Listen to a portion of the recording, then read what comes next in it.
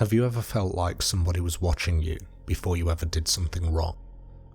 Like they already knew you were going to mess up even before you made up your mind? That's what this story is about. I want to start by saying I'm not crazy.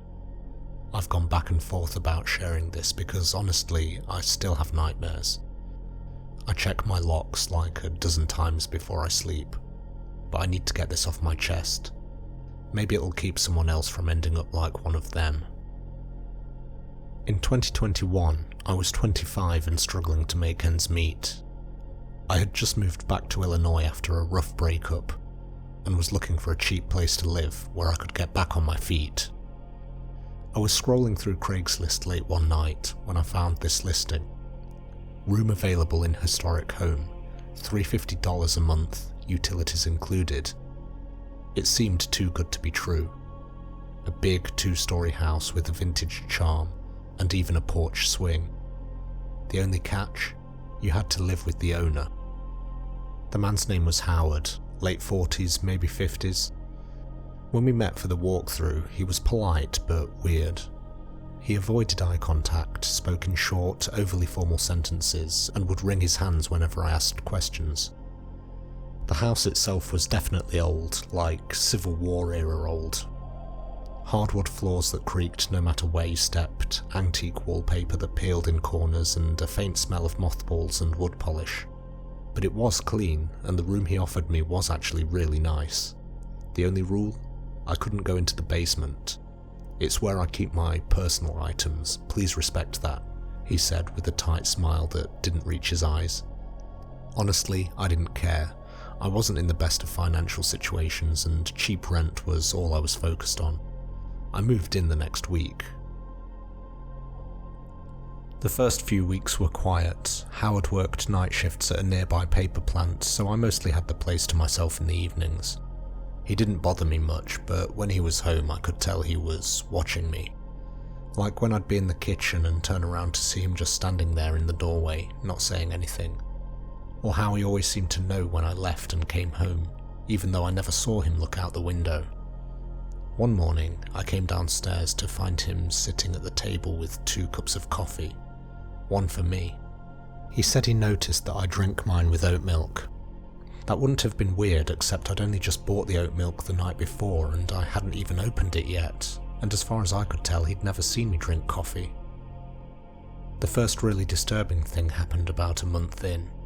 I was coming down the stairs when I thought I heard a voice, muffled, like it was coming from beneath the floor. It was faint, but it sounded like muffled crying. At first I was confused because I couldn't tell where it was coming from. I froze on the steps and listened. After a few seconds I pinned down that it was coming from the basement.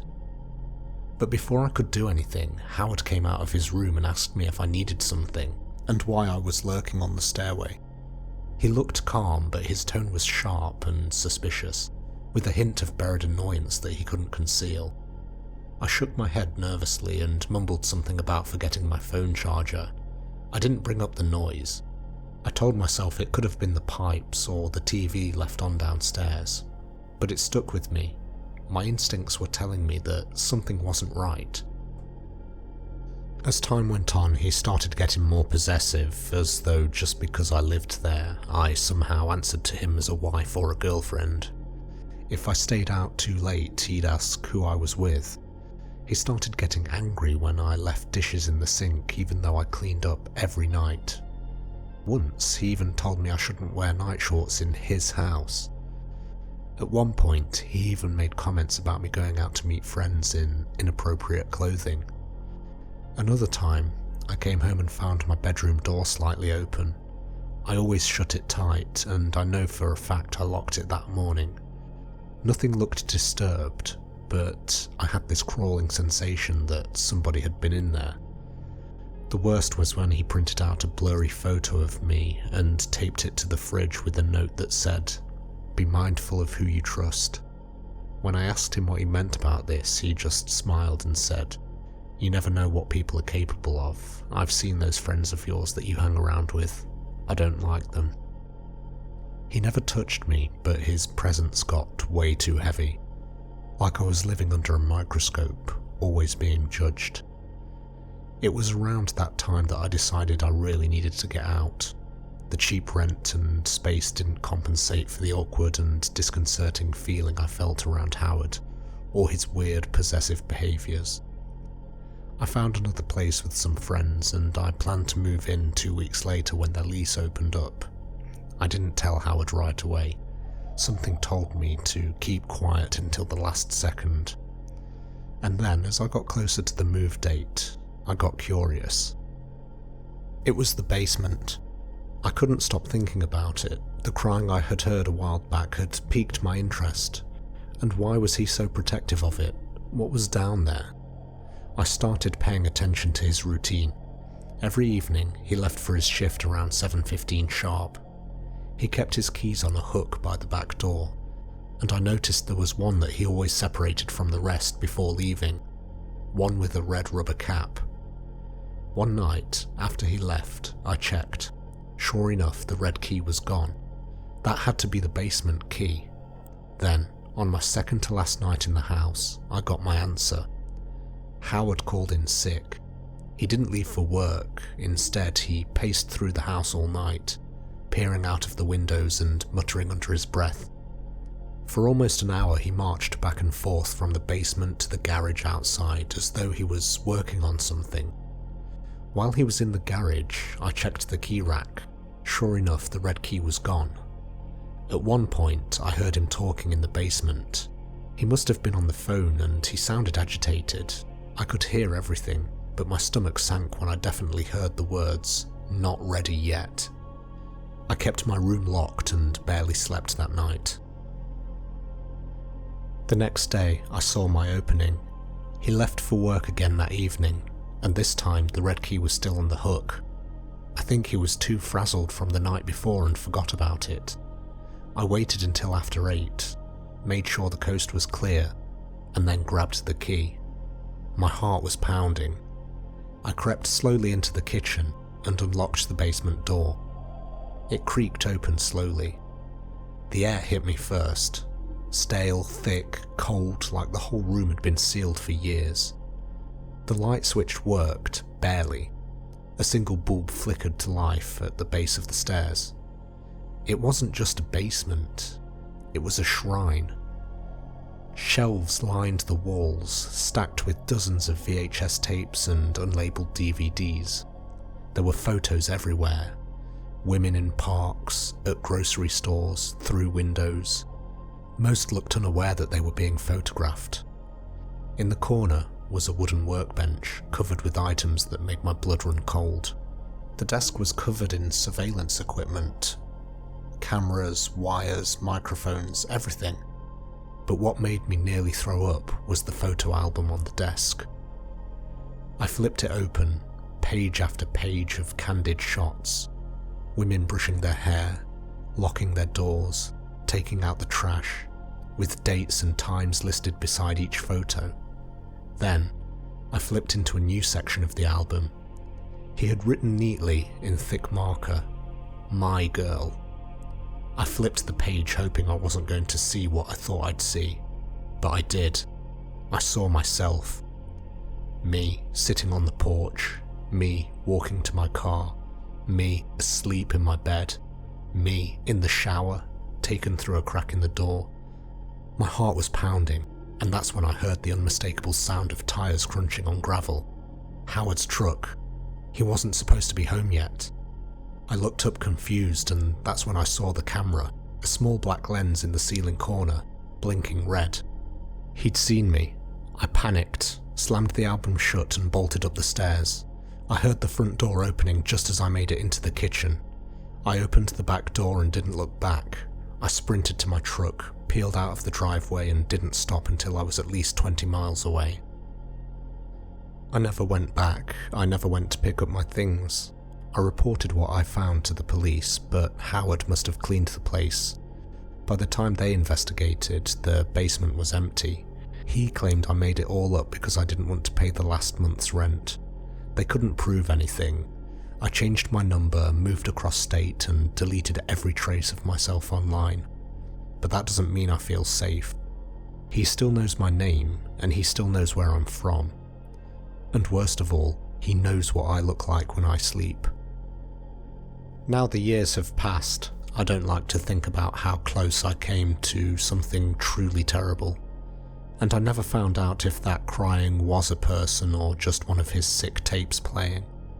But I do want to tell you all, male or female, don't take offers that seem too good to be true.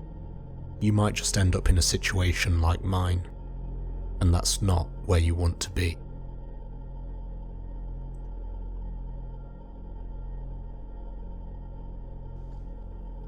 Have you ever looked somebody in the eye and just known that something was wrong with them? Not just scared of them, but also repulsed by them. Like something in your body just tells you this person is not okay. I used to think that was just anxiety talking, until the night I went camping with my boyfriend. My name is Claire, and this happened to me and my boyfriend Luke about 2 years ago in late August. At the time we'd been dating for nearly a year, and we decided to take a weekend trip to a remote camping site in a national park. Luke is a big outdoorsy guy, and I've always liked the idea of getting away from everything. Just nature, quiet, stars, no phones, no people. He picked a site he found online. It was a designated camping area, but it was way off the beaten path, about 10 minutes drive off the main road, and then a 2 or 3 minute walk from where you parked to actually reach the lakeside camping spot. We didn't expect to see anybody there. That was kind of the point. We got there around 3 PM, parked up and walked about 200 yards to a nice little clearing that overlooked the lake. It was honestly beautiful. The water was still and glassy, and the sun reflected off it like something from a postcard. We set up the tent and got the firewood together, and by the time the sun started going down, we were just sitting there next to each other by the fire. It was quiet, peaceful, and exactly what I needed. But the peace didn't last long. I remember it being just after 8 PM. The sun was gone, but there was still a faint blue light in the sky. We were sitting next to the fire, kind of wrapped up in a blanket together, when I heard leaves crunching, like slow, deliberate footsteps coming towards us from the tree line beyond our tent. At first, I assumed it was a deer or maybe another camper who was coming to say hi. But then the footsteps got closer, and out of the dark trees, this man just walked into our clearing. He looked off, mid-40s maybe, pale, dirty jeans, this tattered flannel shirt that looked like it hadn't been washed in weeks. His beard was patchy, his hair was unkempt, and something about his face just didn't sit right with me. His eyes were too wide, and his smile, well, actually he wasn't smiling, he just stared at us. Luke sat up and said something like, "Hey man, everything okay?" And I followed up with a polite hi, but the guy didn't say a word, he just stood there, dead still, staring right at us. Not even at us, more like through us. We sat there for what felt like a full minute in complete silence, before he finally turned slowly and just walked back into the woods. No words, no change of expression. He just turned away and walked back into the darkness. The moment he disappeared into the trees, I exhaled. I didn't even realise I'd been holding my breath. Luke tried to play it off, saying the guy was probably high or drunk or just got lost. But I couldn't shake it. The way he looked at me, it wasn't just weird, it felt intentional. Like he was trying to burn himself into my memory. We sat in silence for a while after that. Eventually the fire burned low and we decided to call it a night. Luke tried to make me laugh to lighten the mood, and I did feel a little better. Maybe I was just overthinking it.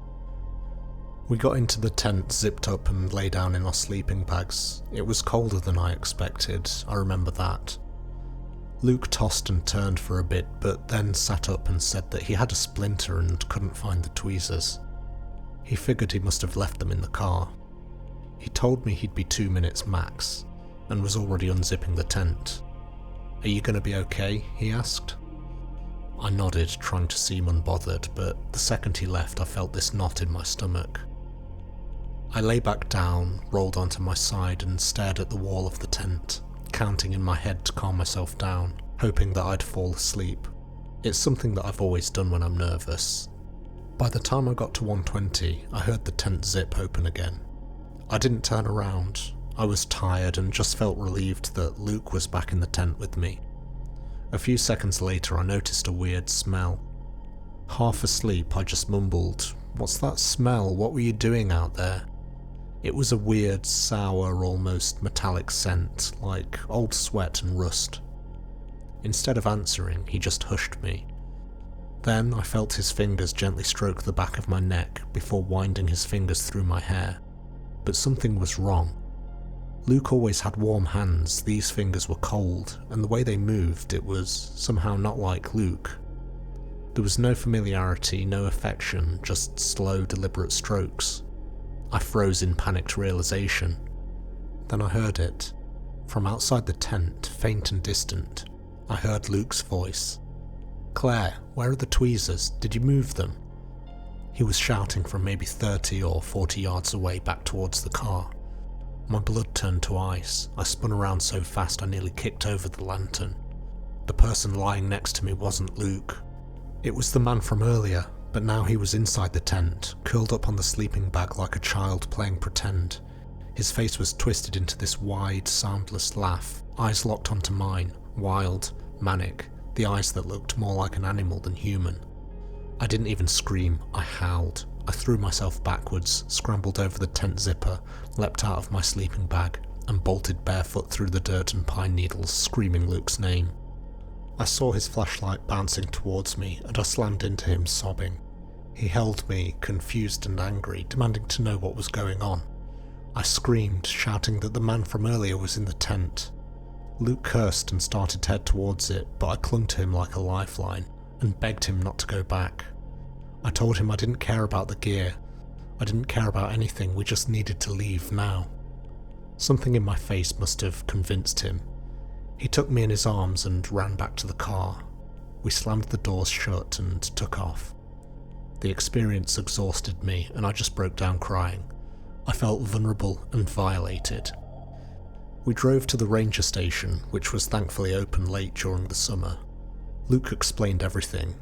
They said they'd check it out, but we never heard anything back. We stayed in the car by the ranger station that night, but I didn't sleep a second. The next morning, Luke went back to get our stuff. He didn't let me come with him, and I didn't argue. When he came back, his face was pale. He said that none of our stuff had been stolen, but that the tent had been rummaged. The bags were turned out, clothes were strewn all over the place like whoever was there was looking for something. We've never gone back to that site. Hell, I haven't even been camping since. There's only one way that guy got in. He never left the woods after we'd seen him the first time. He must have been watching us, waiting for me to be at my most vulnerable, and while Luke walked away, he made his move. If you ever go camping, don't just assume you're alone because it feels that way. Sometimes the worst monsters don't growl or sneak up on you. Sometimes they walk straight into your camp, look you dead in the eye, and wait for nightfall. Stay safe out there.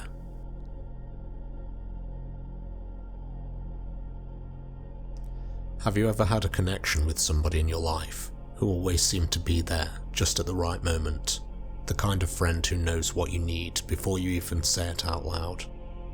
I used to think that that kind of connection was rare, something to hold on to. My name is Aaron, I'm 27 and I live alone in a flat just outside of Manchester. And for years, I was lucky to have a best friend who genuinely cared about me. Through every breakup, every job change, every moment of self-doubt, James was there. Loyal, steady, and always just a phone call away. But over the course of a month, my life spiraled into something that I can only describe as a nightmare. It started with a message, then more. Someone out there wanted to ruin me or scare me into silence, and through it all, James was by my side, helping me keep it together. Let me start from the beginning. I've lived in this place for a few years. It's nothing fancy, a converted top-floor apartment in a quiet, semi-rural village with only a few other buildings on the street. It's the kind of place where the nights are silent, and the streetlights cast long, lonely shadows that creep up the walls. My flat has a creaky wooden floor, small windows that rattle when the wind picks up, and a garden. I work in digital marketing, mostly remote, so I spend a lot of time at home. But I've never minded that. I've always been a bit of a homebody, and when I needed someone to talk to, there was always James. I met James when we were 16. We'd stayed close ever since. The kind of friendship where you can go weeks without talking but still feel like nothing's changed when you catch up. We went through school together, then drifted apart slightly during university, but somehow we always found our way back to each other's lives. He was supportive, protective, and funny in a dry, sarcastic way. He remembered little things about me, like my favourite takeaway or the fact that I always slept with the nightlight on. He was the kind of guy that you could trust with anything. It started subtly about 8 months ago. I got a text from an unknown number at around midnight. It just said, "I know what you did." At first I thought it was spam or a wrong number, so I blocked it. But a week later another text came through from a different number. Then another. They were all vile, angry, accusatory. Some were sexually graphic, and others said things like, "You'll never be loved," or "I watch you while you sleep." I tried to stay calm. I told myself it was probably some sick prank. Maybe somebody got my number off an old dating profile or something. I changed my privacy settings on every platform I could think of. But it didn't stop. The messages just kept coming. Always from new numbers, and sometimes multiple a day. Soon the messages began to include personal details like what I'd been wearing that day or where I'd been. I remember one message said, "Hope you enjoyed your walk by the canal. Shame about the leggings." Reading them would make me physically sick. It was like this person was watching me. I replayed that walk in my mind, trying to remember if I saw anyone suspicious. I couldn't think of anybody. I was too embarrassed to go to the police at first, and I didn't want to feel like I was overreacting. So I told James. I didn't know who else to turn to. James was instantly concerned, angry even. He told me I had to start documenting everything, screenshots, times, dates. He helped me comb through my online presence to see where I might be exposed. He even helped me delete some old photos that showed street signs or identifiable locations. He'd call me most nights just to check in. It was comforting to know he had my back. I leaned on him a lot during that time, and I think I even started to feel a little dependent on him emotionally. But then something new happened. One night I got a message from a burner email account. Attached was a photo that looked like me in lingerie, but I'd never taken that photo. It was a deep fake, my face on somebody else's body, and it was disturbingly realistic. The caption just said, "This is what you are." I broke down crying. I remember calling James in the middle of the night, barely able to speak. He told me I should stay with him for a few days. I declined, but he insisted on coming over the next day and stayed until late just to make sure I was okay. He even cooked dinner and brought wine, talked me down from a panic attack, and played old YouTube videos we used to laugh together at.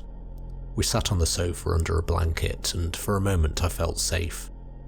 Over the next few weeks the messages got more intense. There were more deep fakes, some even more disturbing. The captions were cruel and manipulative. Some of them implied that I had willingly sent these images to somebody, and that I was ashamed of who I was. It messed with my head. I started getting anxiety attacks, I had trouble sleeping. I thought about quitting my job, I even started looking for new places to live. James was my rock through it all. He was the one person I could turn to without feeling paranoid. He listened to everything, encouraged me to start therapy. He even told me that he wished he could find the guy and make him disappear, though that phrase stuck with me. He began coming over more, sometimes unannounced, with takeaways or just to check in. He started calling me every night without fail. He even insisted I share my location with him on Find My Friends, just in case something happened.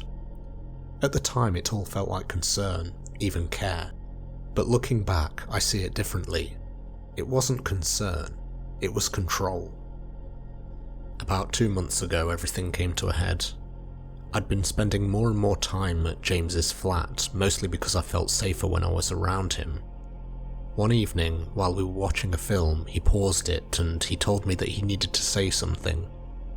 I turned to look at him. He looked nervous, though not in a way that alarmed me. At least not at first. He told me he knew it was probably the worst time, but he couldn't keep pretending anymore. He said he was in love with me, and that he had been for years. My stomach dropped. I didn't know how to respond. I cared deeply about James, but I'd never seen him in a romantic way. And with everything else I was dealing with, romance wasn't even on my mind. I tried to be gentle with him, I really did. I explained that I loved him, but only as a friend. I told him I needed him in my life and I appreciated everything he'd done for me, but that I couldn't return his feelings. That was the moment that changed everything. His face twisted in a way that I'd never seen before. All the warmth disappeared from his expression. He got up and began pacing, muttering things under his breath that I couldn't quite hear. He was starting to scare me. There was something erratic and obsessive about his behaviour, something that I'd never seen before. I no longer felt safe inside his flat. I needed to get out. Then he turned to me and demanded to know how I could reject him, after everything he'd done for me, after protecting me from the psycho, after watching that freak threaten to ruin my life with fake images and text messages, including the one about the red dress, and that was when I realised something was horrifyingly wrong. I had never told him about the red dress message. A while back, one of the messages referenced me in a red dress that I used to wear, but this was a detail I'd never shared to anybody, not even James. I went cold. I stared at him, my heart pounding and mind racing to catch up. I asked him how he knew that. His eyes widened as he realised what he'd just said, and then everything about him changed. The sweet, supportive friend vanished, and in his place stood somebody that I didn't recognise. I backed away, moving towards the door. I whispered that he was insane. He growled at me not to call him that. He insisted that he had protected me, and that I should be thanking him. My instinct was telling me to run. I didn't grab my coat, I just took my phone and ran out of his flat. He tried grabbing me, but I threatened to scream, and thankfully he let go. The next day I reported him to the police. I told them everything. Every email, every photo, I gave them all the screenshots I had. But of course, James had been using burner phones and fake email accounts and VPNs. He'd covered his tracks too well. There wasn't enough concrete evidence to charge him, but the police did give him a very serious warning. They showed up at his place and told him that he was being investigated, that if they received even one more report, they'd pursue a case against him. After that, he went quiet. He deleted his social media, stopped showing up to the places where we used to go, and I haven't seen him since. A few months later, I found out that he'd moved, quietly without telling anybody. I suspect people were talking. Even some of our mutual friends began distancing themselves from him. Maybe they knew something I didn't, or maybe they just sensed a shift in the air. I got the sense that I was no longer the only one who felt afraid of him. People always talk about stalkers like they're lurking in the shadows, some anonymous creep in the bushes or watching from a parked car. But the truth is, sometimes the person who wants to hurt you the most is the one sitting right beside you, the one you trust with your life. I still check my windows every night and I look over my shoulder when I walk home, and I still get a sick feeling in my stomach when I hear a message alert sound. But the worst part, I still miss my friend, or at least the person I thought he was.